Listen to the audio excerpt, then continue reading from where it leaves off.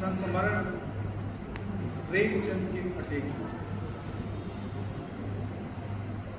ये प्रेमचंद के फटे जूते इस संस्मरण का आधार है एक फोटोग्राफ, जिस फोटोग्राफ में प्रेमचंद शिवरानी जी के साथ फोटो खिंचवा। परसाई जी लिखते हैं कि आदमी जब फोटो खिंचवाने की बात आती है तो अपना द बेस्ट ड्रेस पहने, सबसे अच्छा ड्रेस पहने और फोटो खिंचवाने बैठता। शायद प्रेमचंद ने भी टोपी लगाई थी उस समय मोटे कपड़े की, और वो शिवरानी जी के साथ फोटो खिंचवाने बैठते हैं। लेकिन जब फोटो खिंचवाने बैठते हैं तो देखा जाता है कि उनके एक पैर का कैनवास का जूता फटा हुआ और उससे उनका अंगूठा झांक। परसाई जी लिखते हैं कि फोटोग्राफर ने थोड़ा सा कह दिया होगा कि धोती थोड़ा नीचे खींच लो तो अंगूठा छिप जाएगा, बढ़िया फोटो आ जाएगा। लेकिन शायद जब तो वो मंजूर नहीं था, वो जैसे थे वैसे उन्होंने फोटो खिंचवाई। और प्रेमचंद के फटे जूते को देख करके मुझे बहुत सारी चीजें याद। ये परसाई जी लिखे और उन्होंने विशेष करके दो चीजों की ओर इशारा किया कि प्रेमचंद के फटे जूते से झांकता हुआ उनका अंगूठा और प्रेमचंद के मूंछों में एक रहस्यमयी मुस्कान। मुझे अच्छी तरह याद है कि कालस्काय और साइकिल में केदारनाथ सिंह ने एक कविता लिखी है, कविता क्या है, और उस कविता क्या है में उन्होंने रामचंद्र शुक्ल की रहस्यमयी मुस्कान वाली मूंछों की याद की कि रामचंद्र शुक्ल की मूंछें कुछ कविता के बारे में रहस्यमय मुस्कान लेकर के है, या उन्होंने कविता की नई ढंग से आलोचना की। शायद ऐसा ही परसाई को लगता है। और दो बातें उनसे उनको समझ में आती हैं कि प्रेमचंद के फटे जूते किसी ऐसी चीज की ओर इशारा कर रहे हैं जिससे इस समाज को घृणा करनी चाहिए, या प्रेमचंद की दृष्टि में जो घृणित है। और नंबर दो, उन घृणित चीजों में फंसे हुए लोग जो चापलूसी पसंद हैं और जूतों को फाड़ते नहीं हैं बल्कि जूतों के तलवे घिसते हैं, ऐसे खुशामद पसंद समझौता परख लोग जो समाज के लिए नासूर हैं, शायद प्रेमचंद की मूंछें और प्रेमचंद की आंखों में उसके ऊपर मुस्कान है, व्यंग्यात्मक। ये दो चीजें बहुत महत्वपूर्ण है। और एक टिप्पणी कि प्रेमचंद के जूते फटे क्यों,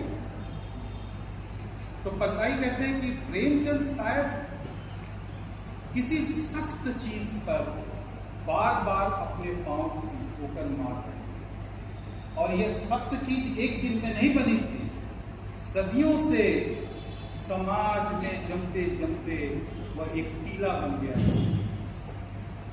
तो परसाई कहते हैं कि नदियां भी तो हर पहाड़ से नहीं टकराती हैं, नदियां भी तो हर पहाड़ को तोड़ती नहीं है। बहुत सारी नदियां उन पहाड़ के बगल से गुजर कर चली जाती हैं, लेकिन प्रेमचंद जो बुरी का मर्जाद गढ़ने वाले हैं, वो अपनी मर्जाद कैसे छोड़े? वो बगल से रास्ता नहीं निकालने वाले व्यक्ति थे, वो सीधे टकराते हैं, और वही टकराहट है जिससे उनके जूते घिसे नहीं, क्योंकि जूता घिसना उनकी नियति नहीं है, तो टकराना उनकी नियति है उन कठोर और सख्त चीजों से जिसने समाज को जड़ बनाया है। इसीलिए प्रेमचंद के जूते टकराए।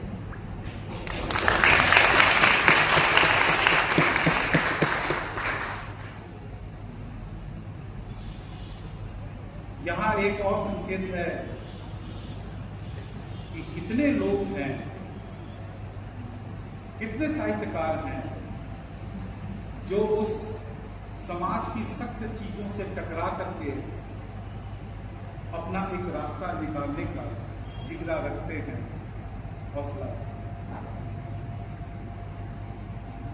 मुझे याद आता है मीर ने एक बार कहा गालिब साहब से कि अपना दीवान मुझको दे दो, तुम जैसा शायर नहीं है। तो गालिब साहब ने कहा कि भैया मैं सब दे दूंगा, दीवान नहीं दूंगा। और उन्होंने एक शेर कहा कि मुझको शायर ना कहो यारो, मैंने बहुत रंजो गम जमन किए तो दीवान। ये दीवान नहीं है, ये जीवन के जो रंजो गम हमने जमा किए हैं, ये जो वक्त से टकराने का मेरा अनुभव है, ये जो जीवन का संघर्ष मैंने किया है, उस संघर्ष से ही ये दीवान पैदा हुआ। और सच बात है कि जो संघर्ष करता है वही गालिब होता है, जो संघर्ष करता है वही प्रेमचंद होता है। जो आधुनिकता के आगे साहित्य लिखता है वो तो एक प्रेम का, एक सुविधा का शायर और साहित्यकार बनकर वक्त के साथ उसकी रोशनी मध्यम पड़ने लगी। लेकिन हम देख रहे हैं कि प्रेमचंद की रोशनी मध्यम नहीं पड़ रही, वह दिन पर दिन तेज होती जा रही है। और आप देखिए अभी तक प्रेमचंद पर किताबें लिखी जा रही है।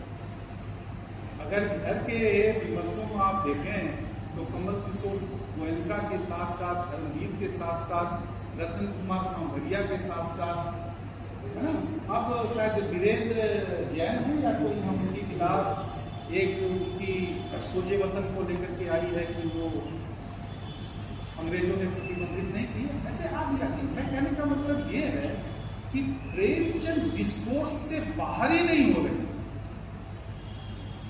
जैसे जैसे समय बढ़ रहा है वैसे ही प्रेमचंद के साहित्य की तेज धार और उसकी आग हमारे सामने आती जाती। इस अवसर पर मैं अपने गुरुवर प्रोफेसर मैनेजर पांडे को याद करना चाहूंगा।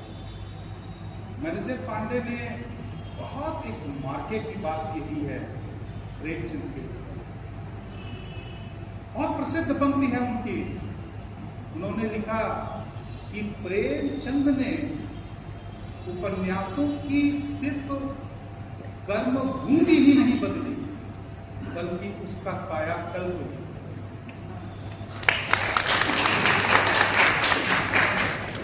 तो ये प्रेमचंद ने ऐसा क्या किया कि उपन्यास की कर्म भूमि बदल गई? थोड़ा सा मैं आपको बताना चाहूंगा ये अलग ढंग से, और उन्होंने उपन्यासों का कायाकल्प कैसे किया। अगर आप साहित्य का समाजशास्त्र पढ़ते हैं तो आपको ये जरूर पता होगा कि विधाएं यूं ही जन्म नहीं लेती।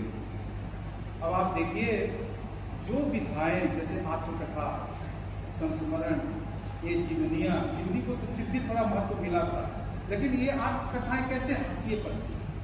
लेकिन जैसे ही 20वीं शताब्दी का अंतिम दशक आया है और 21वीं शताब्दी चल रहा है, वैसे आत्मकथाएं चाहे स्त्रियों की हो, दलितों की हो, तो कितनी महत्वपूर्ण विधा के रूप में आज केंद्र में उपन्यासों को मार्क करते हैं। तो इसके लिए एक समाजशास्त्रीय परिस्थिति होती है। तो विधाएं यूं ही महत्वपूर्ण नहीं हो जाती, और उपन्यास भी इसी तरह। उपन्यासों का जब यूरोप में जन्म हुआ था तो वो क्रांतिकारी विधा का प्रतीक, वो परिवर्तन का प्रतीक थी। वह पुरानी मान्यताओं को छोड़ करके एक नई दर्शन को स्थापित करने का माध्यम था। ये फिलॉसफी थी, philosophy of novel. Manager Pandey ji ने बहुत बढ़िया ढंग से इस बात को सामने रखा है कि भारत में जब उपन्यासों का लेखन प्रारंभ हुआ तो वह उपन्यासों के लिए कोई बहुत आदर्श का समय नहीं। एक अभिशप्त समय।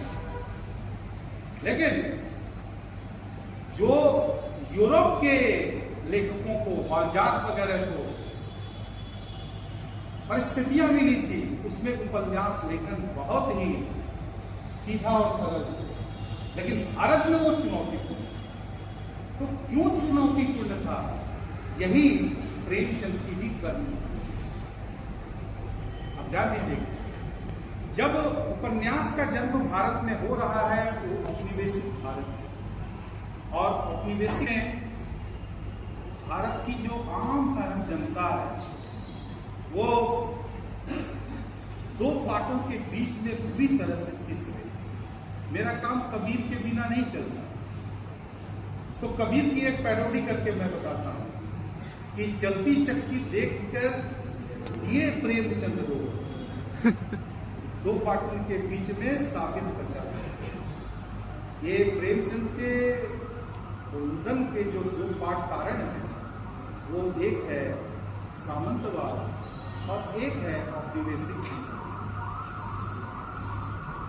ये प्रेमचंद के पहले भारत में चाहे धार्मिक वातावरण को लेकर के हो, चाहे कल्चरल अवेकनिंग को लेकर के हो, या दक्षिण भारत में रामास्वामी नायकर वगैरह का आंदोलन, आप इस पर पूरा दृष्टिपात करेंगे तो आप देखेंगे कि भारत में वास्तव में स्वतंत्रता संघर्ष जो नवजागरण के आवरण में आ रहा था, उसमें दो चीजें एक साथ चली। सिर्फ औपनिवेशिक सत्ता से राजनीतिक मुक्ति की बात नहीं थी, उससे भी बड़ी बात थी। हमारा नवजागरण ही इसीलिए शुरू हुआ था, जो बंगाल से शुरू हो या दक्षिण भारत से शुरू हो, वह थी कि हमें हमारे यहाँ जो सामंती मूल्यों का रूढ़िवादी समाज था, और उस रूढ़िवादी समाज में जो कुछ पिस रहा था, जनता को पीस रहा था, उससे भी मुक्ति मिलनी चाहिए। और यही प्रेमचंद की कर्मभूमि। क्या कारण है? ये प्रश्न पर विचार करने की जरूरत है। क्या कारण है कि किसान प्रेमचंद की रचना का केंद्रीय बिंदु ये यूं ही नहीं है ना।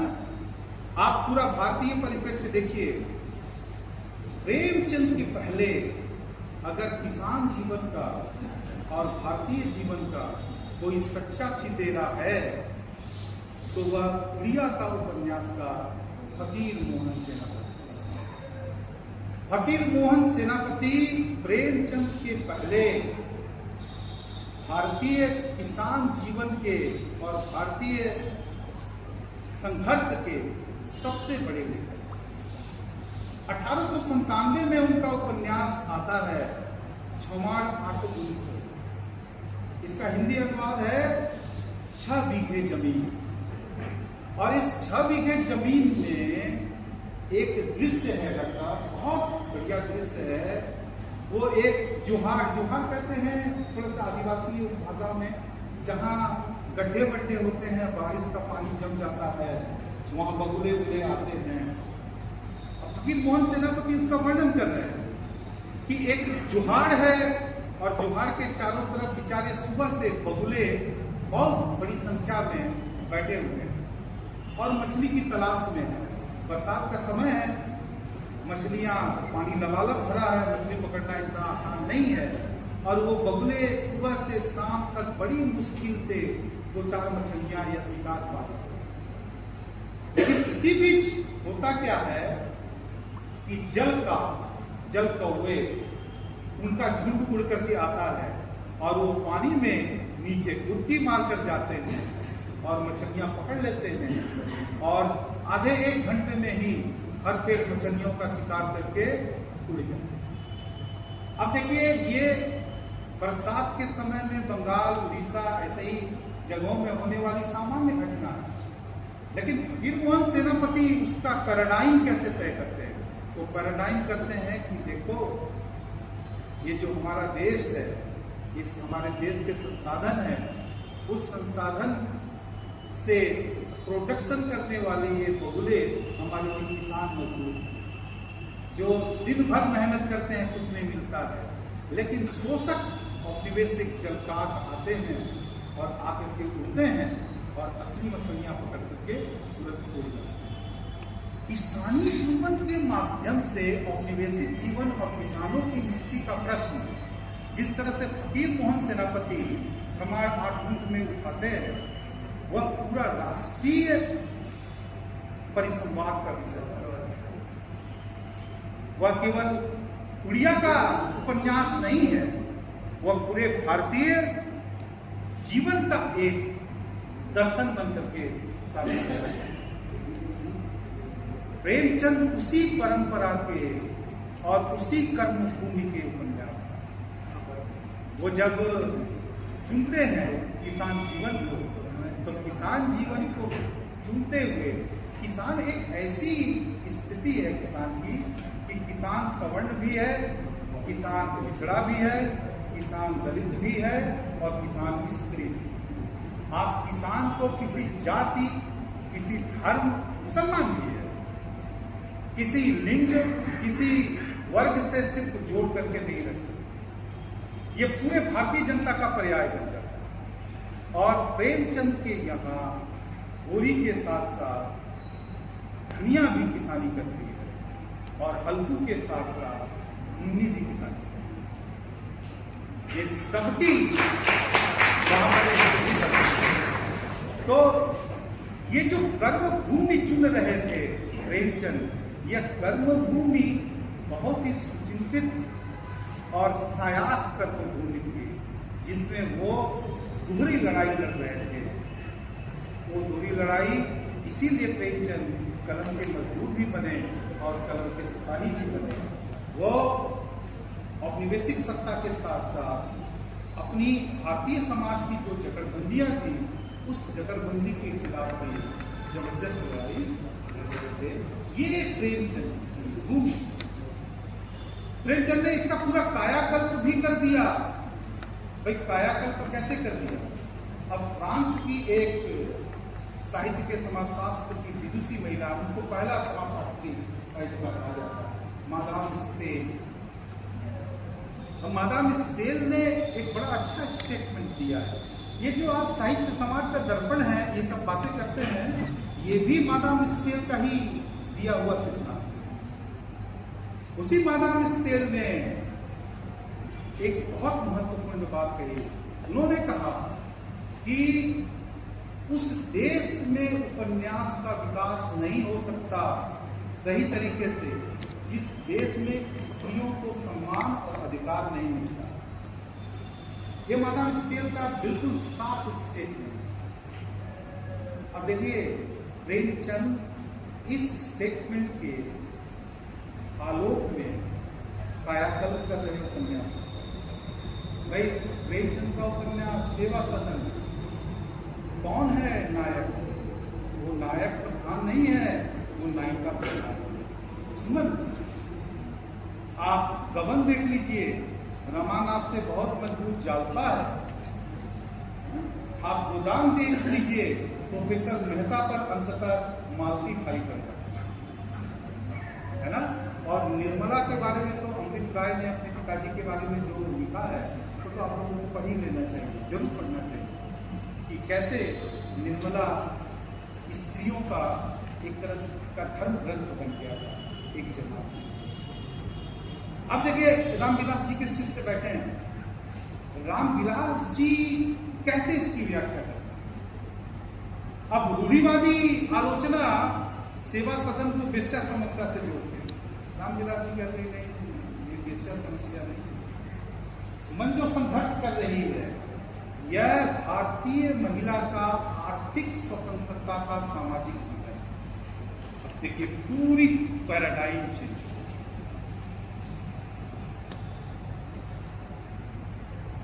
जो सुमन एक ब्राह्मण कन्या है और गाने बजाने वाले धंधे की ओर जाती है, लोग कहते हैं वो इसलिए जाती है कि उसको अटेंशन लेना है, उसको महत्व लेना है। वो जन्माष्टमी में मंदिर में देखती हैं कि नाचने वाली को बड़े बड़े शहर के लोग इज्जत दे रहे हैं, और वो व्रत उपवास करके देखने गई है तो उसको धक्का मार के बाहर भीड़ से कर रहे हैं। तो हम यही बन जाते हैं। ये एक संकुचित आलोचना थी।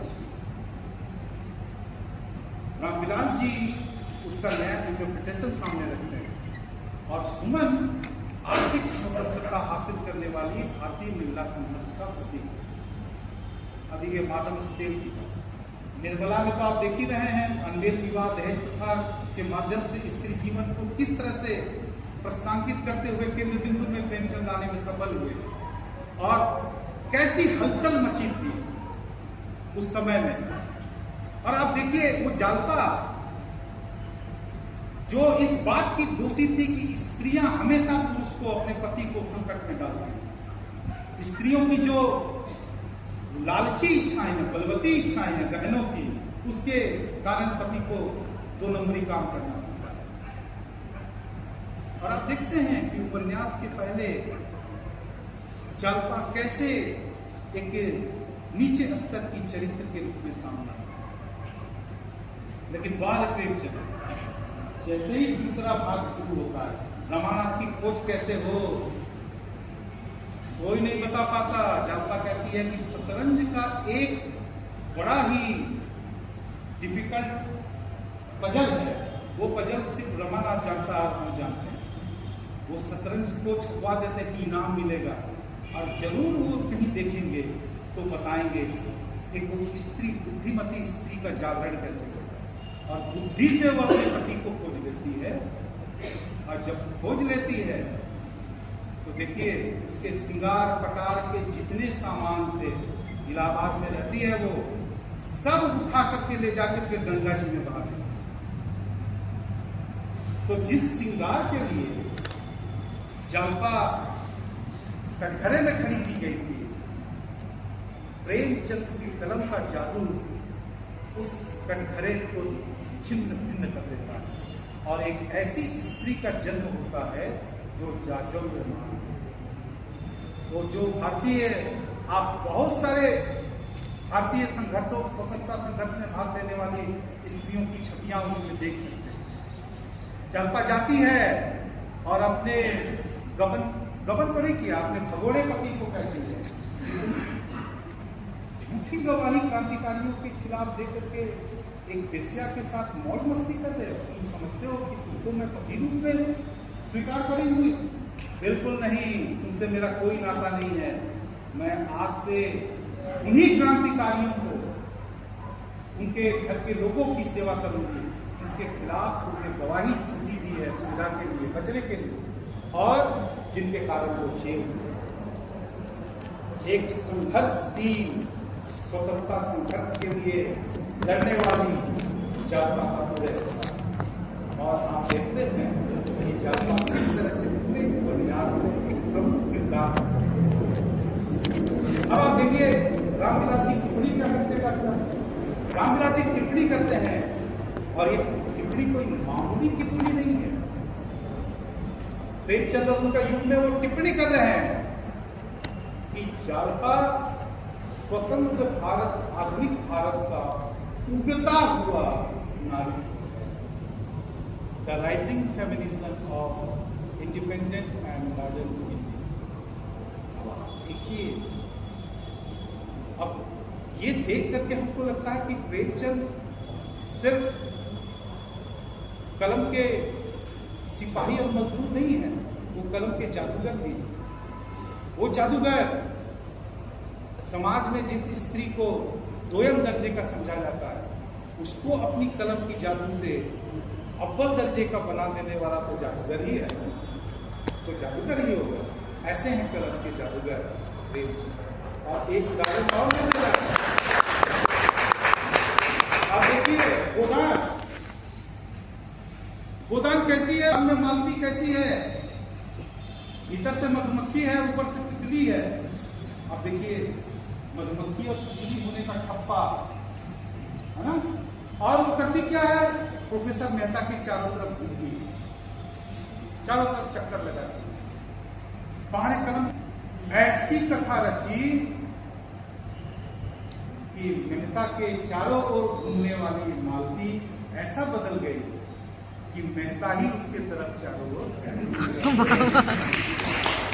हम मेहता जाते हैं कि बड़ा नखरे दिखा देते हैं कि मैं ऐसे प्रेम करूंगा, वैसे प्रेम करूंगा, प्रेम भीख मांगने जाते हैं और मालती दरवाजा पर जयशंकर प्रसाद याद आ जाते हैं ना, जहां चंपा भी बुद्धगुप्त है या बुद्धसेन है, बुद्धगुप्त, तो ऐसे ही है ना दरवाजा बंद करते हैं।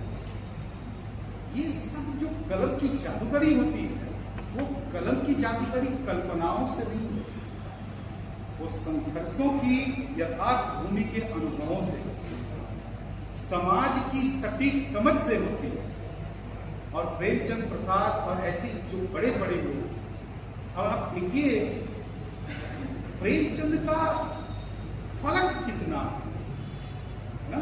अगर आपको प्रेमचंद देखना है तो सबसे अच्छा जूस क्या माना जाता है सर? सबसे अच्छा जूस माना जाता है मिक्स फ्रूट, भी हो, आम भी हो, अनार भी हो, सबसे बढ़िया होता है। अब आप देखिए प्रेमचंद भाई, ताराशंकर बंगला की उसको कौन भूलेगा? फकीर मोहन सेनापति को हमने बताया है ना, विभूति भूषण बंदोपाध्याय को कौन भूलेगा? आप दक्षिण भारत में चले जाइए, केरल में ज्ञानपीठ पुरस्कार तगड़ी शिवशंकर पिल्लई, आप कर्नाटक में चले जाइए शिवराम कारण, आप गुजरात में चले जाइए पन्नालाल पटेल, ये सब छोटे मोटे नाम नहीं हैं। इन्होंने गोर्की का नाम लिया, तालस्ताय का नाम लिया, उसमें चेखव का भी नाम जोड़िए।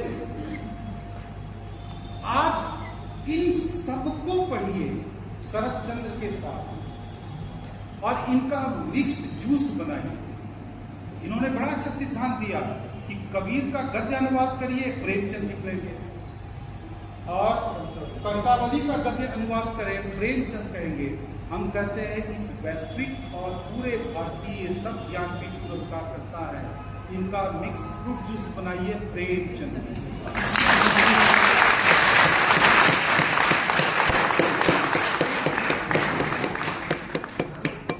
ये प्रेमचंद का रस अद्भुत रस है, इस रस को पाना सबके बस की बात नहीं।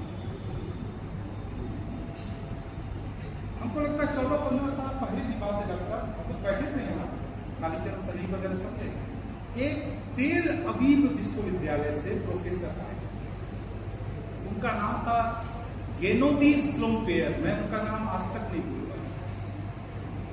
और इतनी जो इजराइल की यूनिवर्सिटी है तेल अबीब, और इतनी साफ सुथरी और बेहतरीन हिंदी बोल रहे थे। उनका व्याख्यान हुआ था पुरानी इंग्लिश समझ कम रहे, हम लोग सब टीचर्स भी बैठे थे।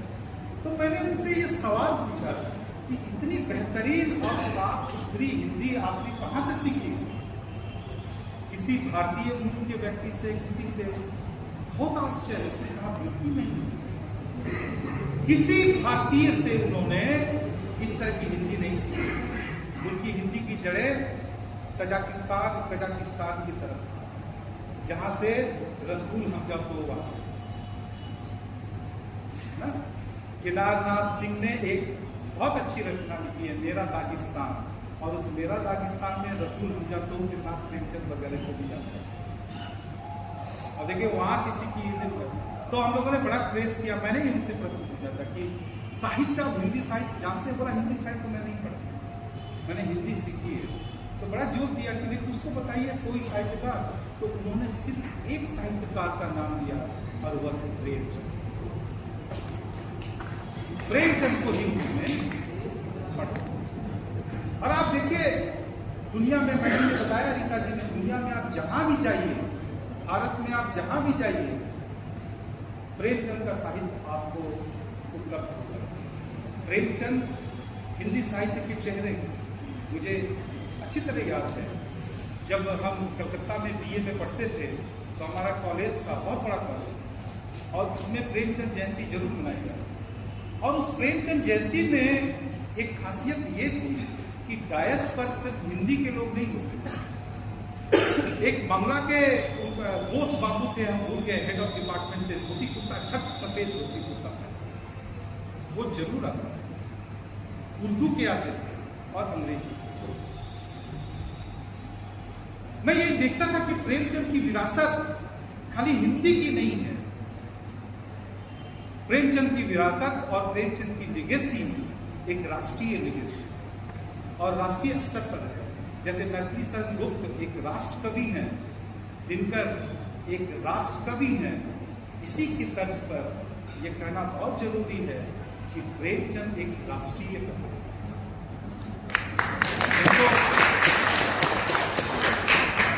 आज से हम लोग संकल्प ले कि सिर्फ कथा सम्राट ना कहें, उनको राष्ट्रीय कथाकार।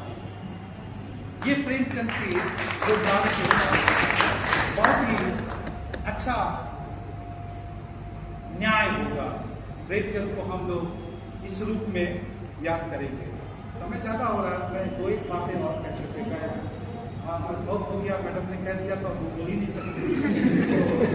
हम बस समापन कर रहे हैं, अपनी बात खत्म कर रहे हैं। एक बात केवल कि प्रेमचंद की विरासत क्या है। आज प्रेमचंद की विरासत को प्रश्नांकित किया गया। हमारे बहुत सारे दलित बुद्धिजीवी हैं, उन्होंने भी प्रश्नांकित किया है।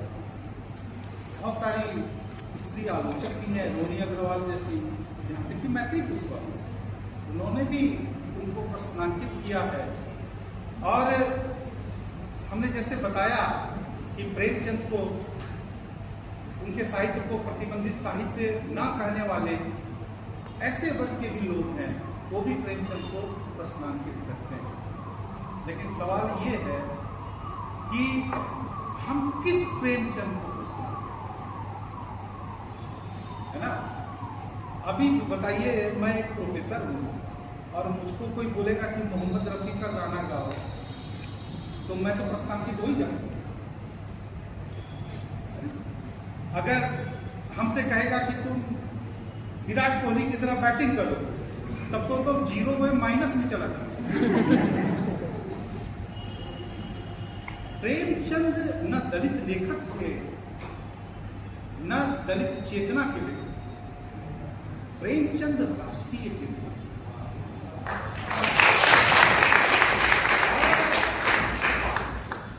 प्रेमचंद ने कहीं ये दम्भ नहीं भरा कि वो दलित लेखक हैं या दलितों के अगुआ हैं या दलितों के पायोनियर।